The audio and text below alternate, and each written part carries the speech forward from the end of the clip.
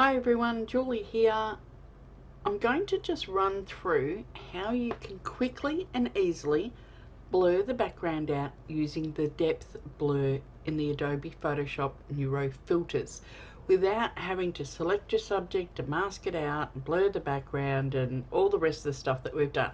So to find your neural filters, go to Filter, go to Neural Filters, and it will open up this pop-up panel. Obviously you've got the image you want to work on already opened. Now you've got a list here of stuff to do, so if you just scroll down you will see depth blur, which is what we're going to do today. Now if you haven't got it, like some of these others, it will prompt you to download it, but if you've got it downloaded you just have to turn it on and it will open it up.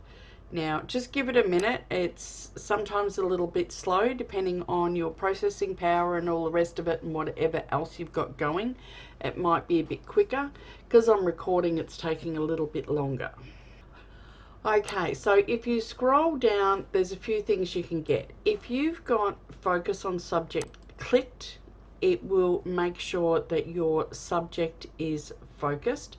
You can change the focal distancing, so if you want to muck around with that you can, but beware, if you do that it can alter the distance. So see here how it's actually got the foreground blurred, which is fine if that's what you want to do.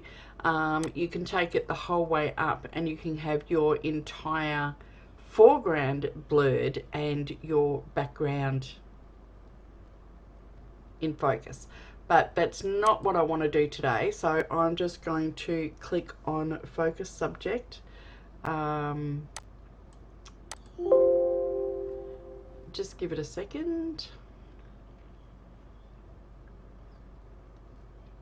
Okay, so my subject is back in focus again, and what I want to do here is I can go through and I can blur the background heavily or not.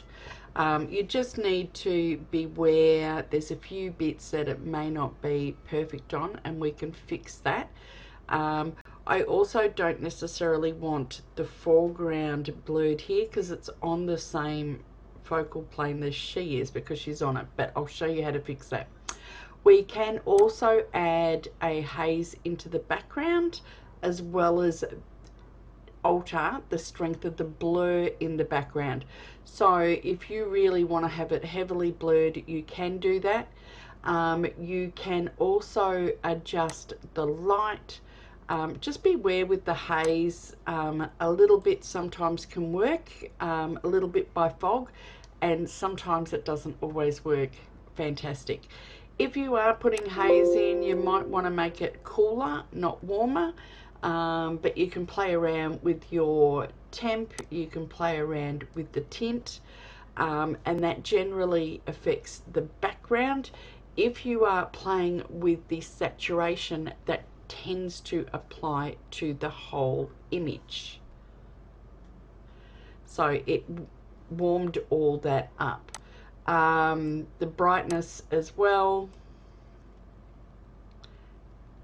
that tends to apply to the whole image too. So once you've got everything that you want, and you can say yes, you're satisfied with the results, because this is a beta test, so you want to tell them yes it is or it isn't. I'm just going to get out of that for the moment. Now output, I am putting it onto a new layer.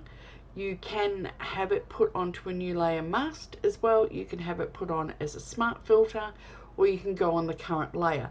I don't recommend the current layer because you may want to make changes. I'm already seeing a few bits where it has missed. So I'm going to go onto a new masked layer.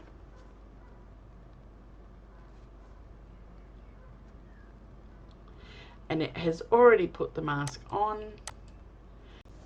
Of course, you can go in and tidy up with a layer mask. You can go and select a few things that may need to be blurred out as well.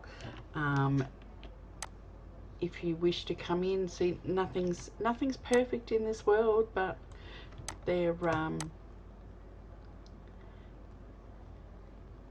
They do make life a lot easier. So yeah, so the one thing I do want to do is I want to come through, and I'm just going to make my brush bigger, and I don't want this log, I don't want this log and her dress to be blurred because they are on the same focal planes. I've just got to